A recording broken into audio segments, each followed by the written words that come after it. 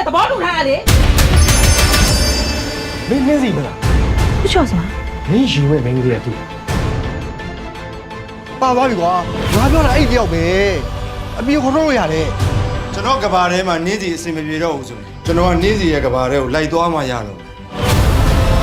ငါစိတ်ပိုင်လိုက်မစိတ်မပိုင်မလိုက်ဘူးဒီနေ့ငါစိတ်မပါလည်းမလိုက်ဘာဖြစ်လဲ တို့ကမင်းကိုဘိုင်နှင်းခေါ်ထားတာယူကမိမကြီးစိတ်ဝင်စားတယ်သူပေါ့ဟေးတို့ကဘာလာတောင်းနေနော် နင်းစီကအဖေတုံးလို့အဲ့ဘဝကိုရောက်တာဟိုစီးရဲ့ညအထီးလားအမလားတေချာမသိဘူးရှော့ရှိတယ် ဖြစ်နိုင်မယ်ဆိုရင်သမီးဆောင်းချောက်ထားပြရစီနော်ကိုဖြစ်လို့လေ မင်းတို့ညစလုံးရှေ့ကပေါင်းတယ်လို့ကြာစီထားတာလား ကျွန်တော်ခမားပါဇက်ကတားလို့မခေါ်နဲ့ဗျာ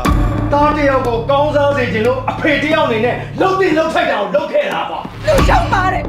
အခုချိန်ဒီငါ့ဘဝအောင်တော့ကလိုက်ပေးနေကြတော့ ဒီဖက်ကြောင်းတွေကထားရမိနေတယ်နော် ပဝင်းကြီးရလူတွေအကုန်လုံးဒီပြောင်းမင်းငယ်ဆိုပြီးကြည့်နေကြည့်ရလေဒီရရှိမဆိုင်တာ ကိုတောင်းမှလားကြည်ပြရင် ရှင်ရောရှင်အဖေရောတရားဆွဲပြီးကျမထောက်ချပြမယ် လိမ့်လိုက်မြင်လိုက်ဘဝကြီးရဲ့စိုးနေကောင်းလို့ရကြတဲ့ဘာတွေမှနေလဲမှန်တရားကိုရှာမတွေ့ခဲ့ချစ်ရခရီးတော့ဧည့်သည်ဒီရဲ့မှာခုနာခဲ့တဲ့ပုံမျိုးလေးတွေထဲမှာကိုကိုချမ်းသွားခဲ့ဒီလိုအခြေအနေမျိုးကြီးကိုတော့